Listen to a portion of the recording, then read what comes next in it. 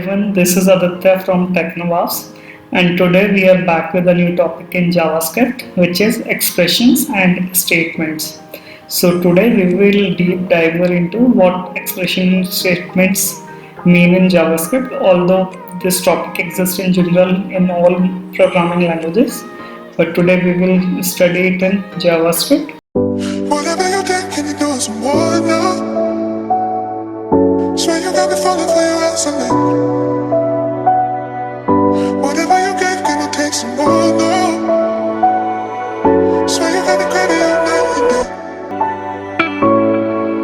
So, an expression is a valid unit of code that resolves to a value and it represents a valid unit of code. So, how this is get represented in JavaScript? It's like we can use async functions for this function and arrow function with class expression. So today we will learn about this in more detail. I have already written down a code for your reference, so we can just directly run it and test it that how it is working. So first we will start with arrow functions. So arrow functions are written like this. The name of the function on the left hand side of the equal operator, and on the right hand side we have the function like declaration for it in JavaScript, and within this code block we write our execution part of code. If we need, we can add some additional parameters also into it. So it comes out to be like this. And if I need to run this program, then what I need to do, I need to run this with node command, which will come like this: node expression arrow function and the main JS file which I want to run. So here it is, the output comes as arrow functions without params and arrow functions with params 2 and 5, which is provided by us. So after that we will study about async functions. So we have two types of functions, primarily the sync and async. Like the sync functions where we don't use the async keyword around them. So like these occur in a definite time period, like it could be a competition only, and like you will be getting a response directly, you need not to wait for it. But with async they could be taking some times because they will be doing some processing in the background. This includes calling an API or internally communicating with different APIs to get a result. So for that we use async functions. And in terms of its syntax, we use the async keyword with function, and after that we declare the name of our functions, and within this code block we write the execution part which we want to run. And to call it, we can directly call it like this. If we just want to call it like in async way, we need not to wait that what result it gives, then we can use syntax like this.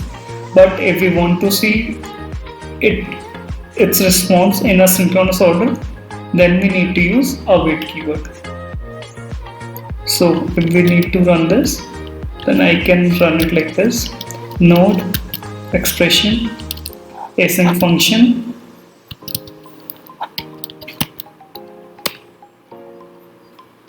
So it comes out like this. Now after this we will study about class in JavaScript.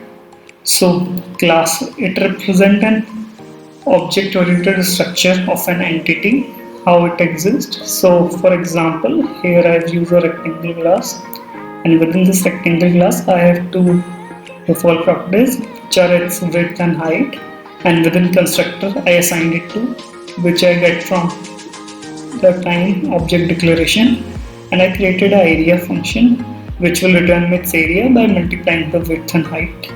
So we created a new rectangle object using this new keyword with the name of my class and passing the required parameters.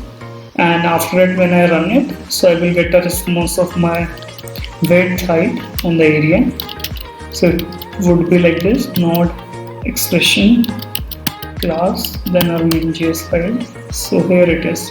You can see like it provided me a result of width 3, height 8 and the area is 24. So this is one of the type of expressions. And the next one we have is function. So for function we can declare like with or without params. The structure is provided with the keyword of function, then the name of function, then the execution part of code, and you can directly call it. This is like simplest syntax. You might have seen it earlier also. To run it, I just need to run it similarly like node expression, then function with the function case file. So it will give us output like this. Now we will move on to the second topic of our session, which is statement. So a computer program with a list of valid instructions is called statements. It consists of values, operators, expressions, keywords, and comments. So within this, we again have 4 different categories, which are control flow, declaration, function and class, iteration, and other types. So the first one we have is control flow. Within control flow, we have block. Block is a statement where we have just written the code. After that, we have break. For break, we just use semicolon with break keyword. So it is used to break a continuous execution, or based on a condition. If we want to get out of our code, then we use it. After that, we have continue. So continue is to tell the program to continuous working flow and do not disrupt it. It is used rarely by most of the programs because by default it follows the default path of continuation. So within this continue, it is declared with this keyword. After that, we have empty. For empty, we just use a semicolon, nothing else. After that, we have if else.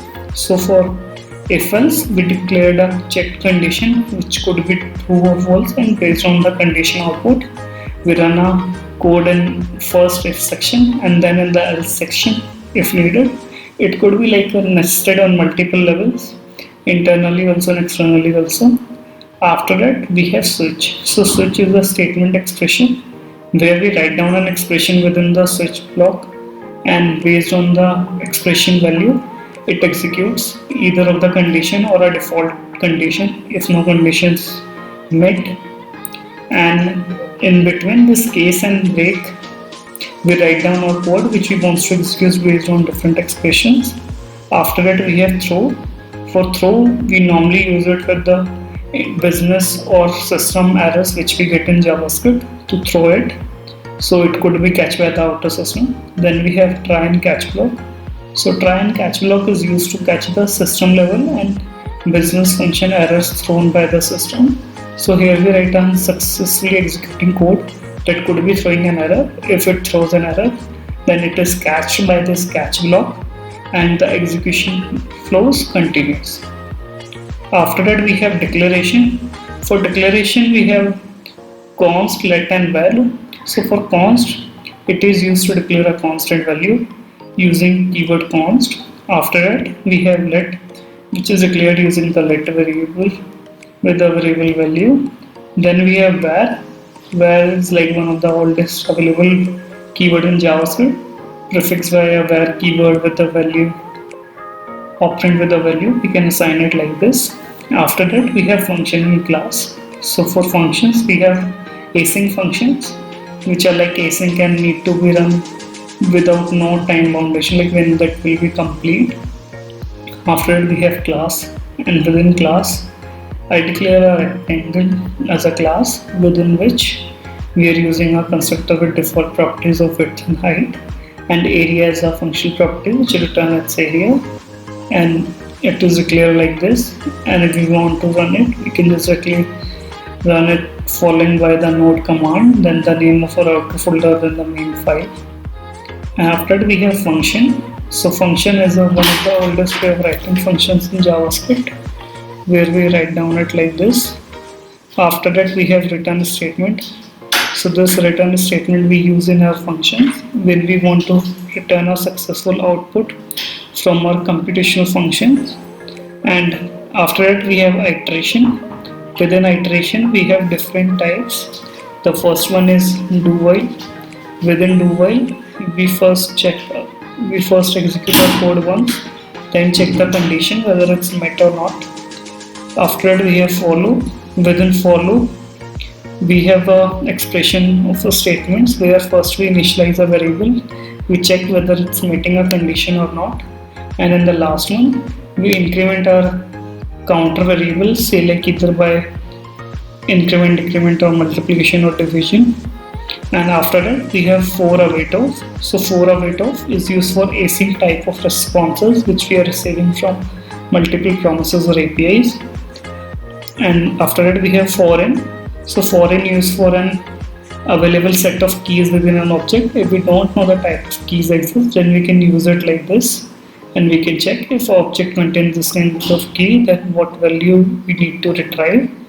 And the next one we have is of for of. So within for of we can define an iterator as a constant, a key element of our objects which exist. So we can iterate it like this, const iterator of object, which could be an array, and each key could be easily accessed by this iterator block.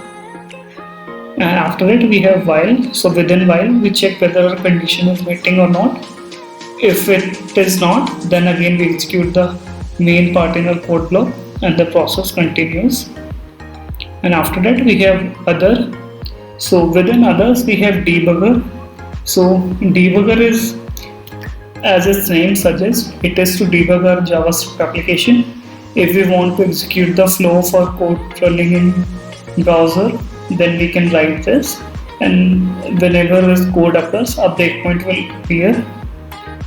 And we have an export keyword, and so this export keyword, it is used to export a number of modules from our 1.js file. It could be written down like this by using module.exports with a number of comma separated constants.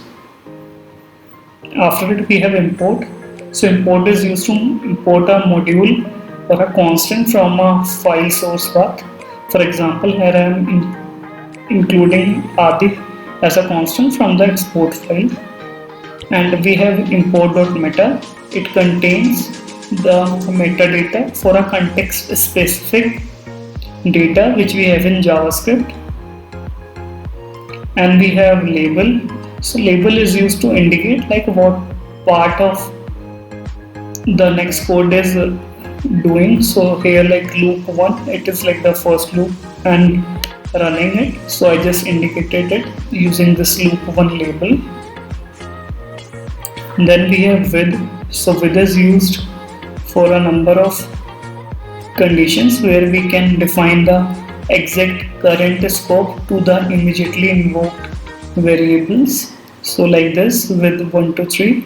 So if we want to print it, it would be like 1 to 3 because we have passed this object array with keyword, so it is directly access to it. So that's all guys. Next time we'll learn about a new topic in JavaScript. If you have any questions, then you can write it down to us in comments. And if you want to learn full stack development in either mobile or Android or completely backend, then you can let us know and we'll try to include those sessions in our upcoming videos. Thank you for learning.